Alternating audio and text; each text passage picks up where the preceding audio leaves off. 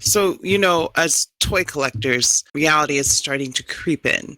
There's a lot of questions that we have, and the one that I've been thinking about lately, not don't take this as a, oh no, she's quitting YouTube, she's going to stop.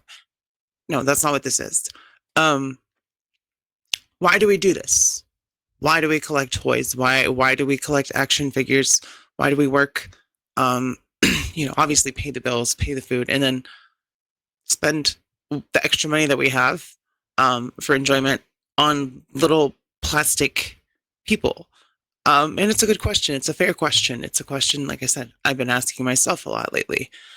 I hope it's a question that y'all ask yourselves too. For instance, if you're a YouTuber, I hope that you're not just buying action figures because you're a YouTuber. I would hope that that's not your primary motivation. I would hope that you are buying these because you enjoy them, and the YouTube is just part of that, where it comes with, hey, I like this hobby, I like talking about it, so let me talk about it. And that's why I have a YouTube. The subscribers and all that stuff, it's great, it's awesome, it's great to have channel membership, it's great to be able to have channel growth and all that stuff. But it all started with collecting figures. And if you don't enjoy it, especially now when things are going to get so much worse with prices and all that stuff. But for me, when I was a little kid, I was watching Power Rangers, I was watching Spider-Man, I was watching X-Men on TV. And for me, I was like, yo, I really need a figure of that. I want to play with that while I'm watching this. And that's where it all started with me. And then it turned into, man, Lord of the Rings is really cool. They have these figures coming out. Wouldn't it be cool to have like a display set up of all these scenes from the movies that I love and the books that I love? So I had the Toy Biz Lord of the Rings figures. And then, you get older and people tell you, oh, toy collecting is for kids. You're not a kid anymore. You got to get rid of that shit. Or you shouldn't collect toys. It's a waste of money. And that's when it comes to, why are you doing this? Now, if you enjoy buying action figures and it brings you happiness and it's something that you like, it's not a waste of money. Is it hard to understand for some people? Absolutely. But if holding a little Spider-Man figure brings you happiness, and like being able to reenact comic book panels or shoot photography with action figures makes you happy, that shouldn't affect anyone else. Much like many things in life. But it seems like a lot of people, and there's criticism is valid. Toy companies deserve criticism. No toy company is perfect. No toy company is infallible. No toy company has made a toy line and been consistent and been perfect all the way through. It's not possible. But there's a problem where people that enjoy certain toy lines, and I'm not saying that they don't get free stuff or they don't do, reviews and be like, oh, this is a cool figure, because they like that toy line, for instance, and just think that the whole toy line is great. You can be biased without being a shill. You can enjoy something without being a shill. You can even get products from a company, talk about it, not say, hey, you should buy this, just present it as it is and not be a shill. Like, you're just presenting something. You're like, hey, I have this. Here's what it does. Here's what it has. You can like this video. You cannot like this video.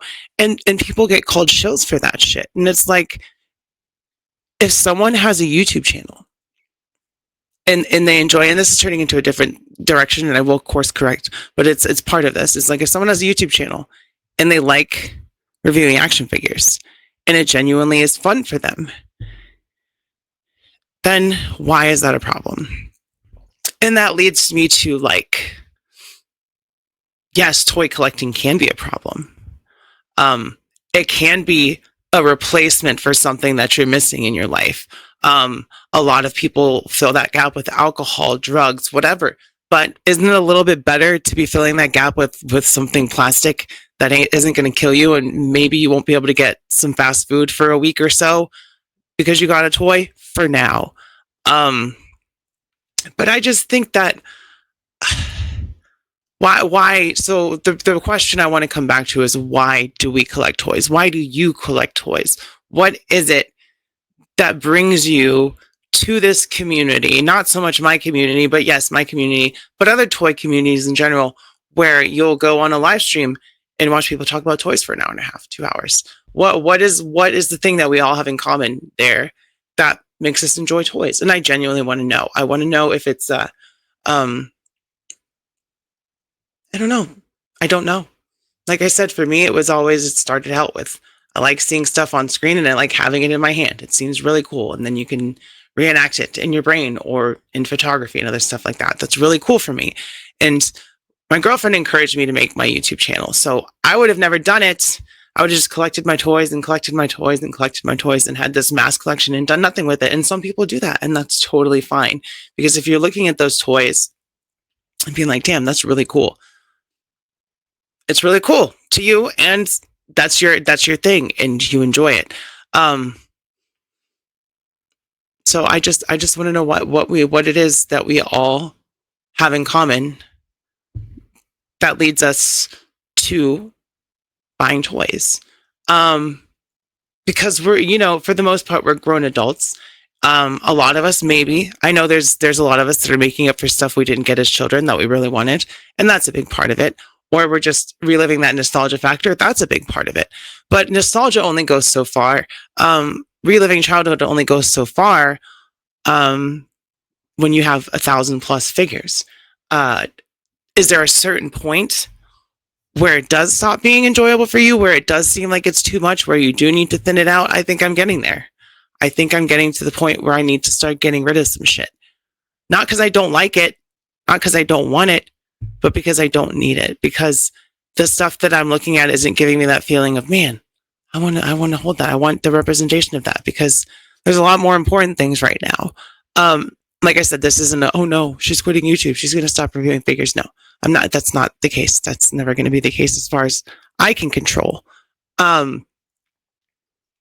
I just want to know what it is for you, and what do you think that there's a breaking point? Do you think that there's like a certain point where you're just like, enough is enough? I need to consolidate. I need to do less. I need to get rid of some shit. I genuinely want to know, because I'm just starting to come to that moment in my brain, and it's like, yeah, money is part of it, because you can sell a lot of this stuff and make at least 75% of the money that you made on that stuff back, and then you get into the pricey stuff that's rare, and you can make all of your money back if you do it the right way. So it's not like the money is lost. It's not like it's gone.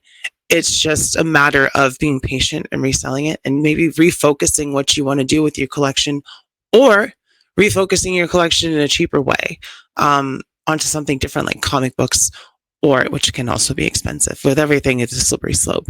So yeah, I just really wanted to get this video out. It was something that's popping into my head.